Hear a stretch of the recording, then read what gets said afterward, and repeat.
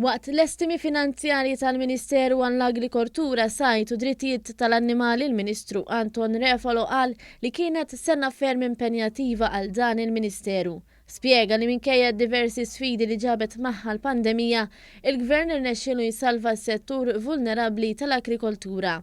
Il-Ministru Anton Refalo spjega li l-agrikoltura ilha taffaċċja sfidi minħabba nuqqas ta' ħaddiema ġodda.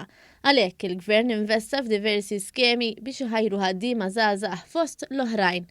Evidenza ċara tal-ispalla li qed jagħti l-Gvern hija żieda sostanzjali ta' 38% fl-allokazzjoni ta' fondi Ewropej fil-qasam tal-agrikoltura.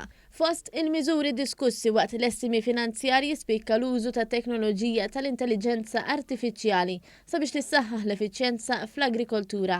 Dan permezz tal-AgriHub, pjattaforma li tappoġġja s-settur agrikolu permezz ta' riċerka. Il-Ministru għall-Agrikoltura ħabar ukoll il-proġett ta' Bank Ġenetiku għal pjanti indiġeni Maltin sabiex jiġu konservati dawn il-pjanti. Kif ukoll ċentru ġdid tal-akwakultura biex jieħu post it-torri ta' San Luċjan. Apparti minn dawn il-proġetti, il-Ministru Refalo ħabbar li ġew approvati fondi mill-Unjoni Ewropea sabiex jiġu kompensati l-bdiewa għal ħsara li ġarbu fl-għaliqi tagħhom b'kawża ta' maltemp fi frar tal-2019. Il-pandemija tal-COVID-19 uridna kemm is-settur tal-bidja u s-sajt huma importanti għal pajjiżna.